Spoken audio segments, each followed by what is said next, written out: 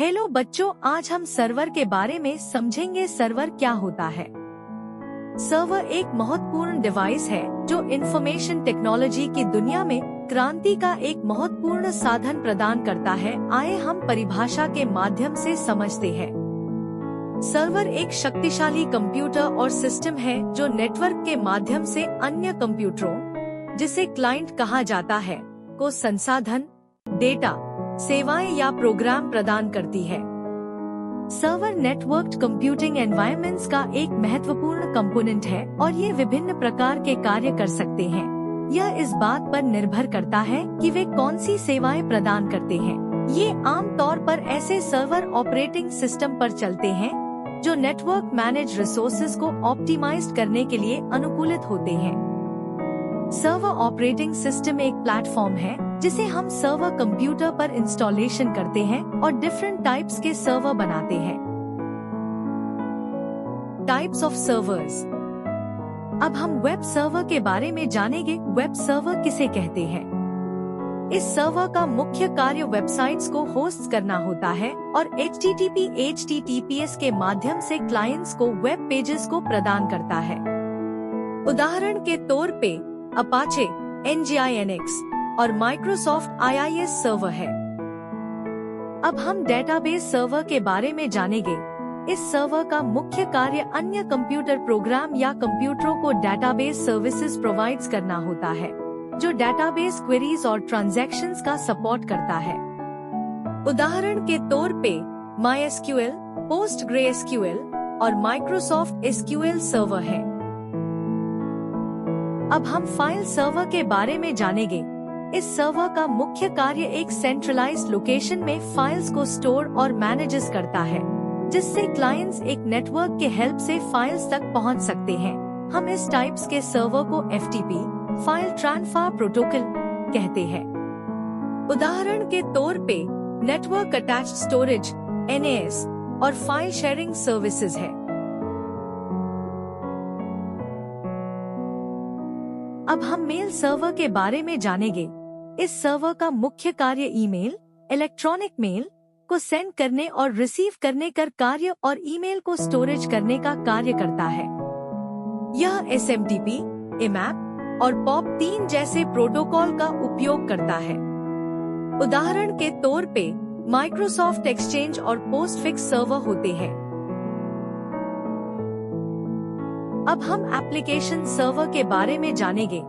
इस सर्वर का मुख्य कार्य एप्लीकेशन को होस्ट करना होता है और डिफरेंट प्रोटोकॉल्स के माध्यम से एप्लीकेशन प्रोग्राम्स बिजनेस लॉजिक प्रदान करना होता है। उदाहरण के तौर पे JBoss, WebLogic और .NET Core सर्वर होते हैं। अब हम गेम सर्वर के बारे में जानेंगे। इस सर्वर का मुख्य कार्य मल्टीप्लेयर ऑनलाइन गेम्स को होस्ट करना होता है, जिससे खिलाड़ी एक साथ वास्तविक समय में खेलने के लिए कनेक्ट हो सकते हैं।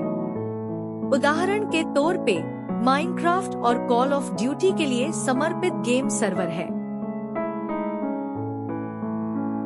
अब हम प्रॉक्सी सर्वर के बारे में जानेंगे।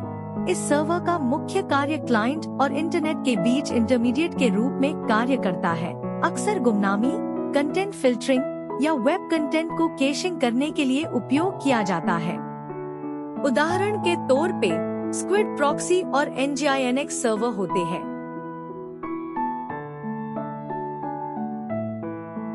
अब हम वर्चुअल सर्वर के बारे में जानेंगे। यह एक फिजिकल सर्वर यानी भौतिक सर्वर पर चलता है, लेकिन मल्टीपल इंडिपेंडेंट सर्वर्स का सिम्युलेट्स करता है। हिंदी में मतलब अनुकरण करता है। यह संसाधनों का कुशलता पूर्वक उपयोग करने की अनुमति देता है।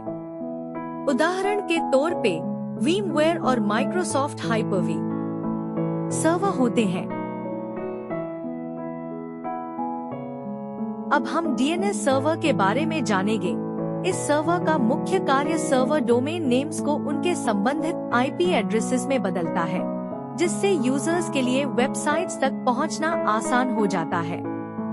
उदाहरण के तौर पे bind, Berkeley internet name domain और माइक्रोसॉफ्ट DNS सर्वर होते हैं। अब हम प्रिंट सर्वर के बारे में जानेंगे।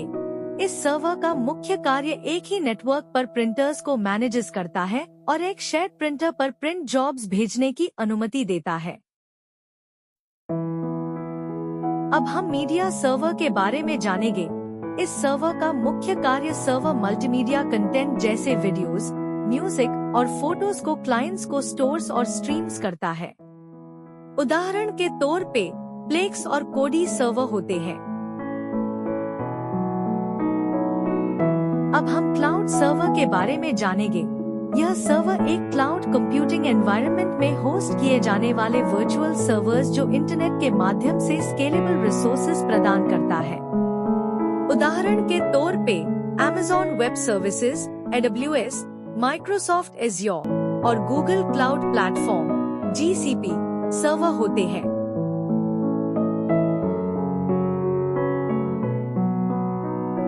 निष्कर्ष में हम यह कह सकते हैं कि सर्वरों के डिफरेंट टाइप्स और उनके रोल्स को समझना इफेक्टिव IT मैनेजमेंट और नेटवर्क डिजाइन के लिए आवश्यक है। प्रत्येक सर्वर एक स्पेसिफिक टास्क के लिए बना होता है और नेटवर्क एनवायरनमेंट के समग्र कार्य में एक महत्वपूर्ण भूमिका निभाता है। बच्चों, आपको सर्वर और उसके टाइप्स के बारे में आपको बुनियादी जानकारी मिल गई होगी। आशा है कि आपको हमारा यह वीडियो पसंद आया होगा। ऐसे ही नॉलेजेबल वीडियो देखने के लिए आप हमें लाइक और सब्सक्राइब करें।